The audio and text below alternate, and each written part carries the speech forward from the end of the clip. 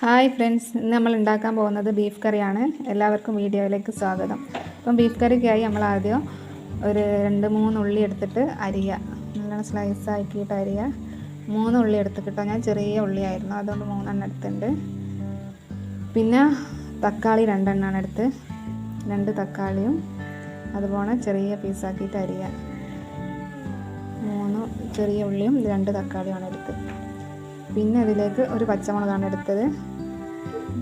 പച്ചമുളക് ഉള്ള മുളകായതുകൊണ്ട് ഒന്നെടുത്ത്, കുരുമുളക് പൊടിയോ മുളക് പൊടിയോ ഒക്കെ ഇടുന്നത് കൊണ്ട് ഒരു പച്ചമുളകാണ് എടുത്തത്. പിന്നെ ഇഞ്ചി വെളുത്തുള്ളി പേസ്റ്റ് ആക്കിയിട്ട് വെച്ചിട്ടുണ്ട്, അതും. അപ്പോൾ ഇൻഗ്രീഡിയൻസ് ഇതൊക്കെയാണ്. പിന്നെ ബീഫൊക്കെ നല്ലോണം കഴുകി നല്ല ക്ലീൻ ആക്കി വെച്ചിട്ടുണ്ട്. അപ്പോൾ നമുക്ക് ഉണ്ടാക്കാൻ വേണ്ടി തുടങ്ങാം. അപ്പോൾ ആദ്യം കുക്കർ ചൂടായിട്ട് അതിലേക്ക് കുറച്ച് വെളിച്ചെണ്ണ ഒഴിച്ച് കൊടുക്കുക. പിന്നെ ഉലുവ ഇടുക. ഉലുവ ഇട്ടിട്ട് ഉലുവ പൊട്ടണം. നമ്മൾ ഉലുവ ഇട്ട് കൊടുത്ത് ഇനി ഉലുവ നല്ലോണം പൊട്ടിയിട്ട് അതിലേക്ക് ഉള്ളി ഇട്ട് കൊടുക്കുക. നമ്മൾ അരിഞ്ഞ് വെച്ച് ഉള്ളി ഇട്ട് കൊടുക്കുക. അത് നല്ലോണം വാട്ടണം. നല്ലോണം കുക്കറിലിട്ട് നല്ലോണം വാട്ടണം. നല്ലോണം ഉള്ളി ഒരു ഗോൾഡൻ കളർ ആവേണ്ട, നല്ലോണം വാടി നമുക്ക് തോന്നുന്നൊരു ഇതായാൽ എന്നിട്ട് അതിലേക്ക് ബാക്കിയുള്ള സാധനങ്ങളൊക്കെ ഇട്ട് കൊടുക്കുക.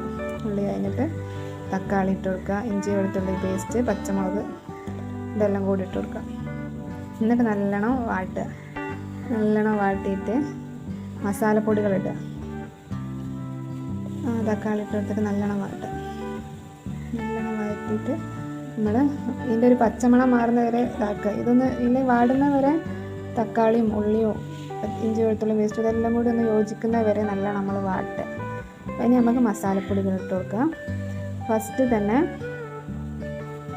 മഞ്ഞൾപ്പൊടി ഇട്ട് 1/2 ടീസ്പൂൺ മഞ്ഞൾപ്പൊടി ഇട്ട്, പിന്നെ അതിലേക്ക് മല്ലിപ്പൊടി ഇട്ട് കൊടുക്കുക. 2 സ്പൂൺ മല്ലിപ്പൊടിയാണ് ഞാൻ ഇതിലേക്ക് ഇടുന്നത്. പിന്നെ അടുത്തത് മുളക് പൊടി ഇട്ട് കൊടുക്കുക. 1 സ്പൂണ് നല്ലോണം നല്ല ഫില്ലാക്കിയാണ് ഇട്ട് എടുത്തത്. 1 സ്പൂൺ നല്ല ഫില്ലാക്കി മുളക് പൊടി ഇട്ടെടുത്ത്. അപ്പോൾ ഇനി അടുത്ത് കുരുമുളക് പൊടി ഇട്ട് കൊടുക്കുക. അര സ്പൂണ് കുരുമുളക് പൊടി ഇട്ട് കൊടുക്കുക. അപ്പോൾ നമ്മളിത് പിന്നെ ബീഫ് മസാല, ഇറച്ചി മസാല കുറച്ചുണ്ടായിരുന്നു, അതും കൂടി അതിൽ ഇട്ട് കൊടുത്തിട്ടുണ്ട് കേട്ടോ, കുറച്ചേ ഉള്ളൂ.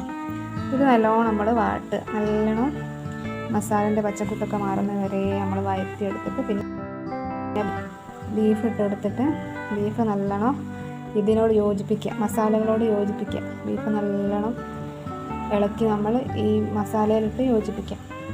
എന്നിട്ട് കുക്കർ അടിച്ചിട്ടൊരു ഞാനൊരു 10 വിസിലൊക്കെ വന്നിട്ടുണ്ടാവും. കാരണം വേഗം വരുന്ന വിസിൽ വരുന്ന കുക്കറായിരുന്നു. അപ്പോൾ ഓരോരുത്തർക്ക് ഇഷ്ടമുള്ള അത്ര കുക്കറിൻ്റെ ഇതിനനുസരിച്ച് വേവിക്കുക. നമ്മൾ കുക്കർ അടിച്ചിട്ട് വിസിൽ വരുന്നവരെ കാത്തു നിൽക്കുക. പിന്നെ വിസിലൊക്കെ പോയിട്ട് ഒരു 10 മിനിറ്റ് കഴിഞ്ഞിട്ട് നമ്മൾ കുറച്ച് വെള്ളം ഒഴിക്കുന്നുണ്ട് കേട്ടോ ബീഫിലേക്ക്. ബീഫ് വെന്ത് കിട്ടാനുള്ള വെള്ളം. പിന്നെ കുക്കർ അടിച്ചിട്ടിട്ട് ഒരു 10 മിനിറ്റ് കഴിഞ്ഞിട്ട് നമ്മൾ തുറന്ന് നോക്കി നല്ല അടിപൊളി ബീഫ് കറി റെഡി. അപ്പോൾ എല്ലാവരും ഉണ്ടാക്കിയിട്ട് അഭിപ്രായം പറയാം കേട്ടോ.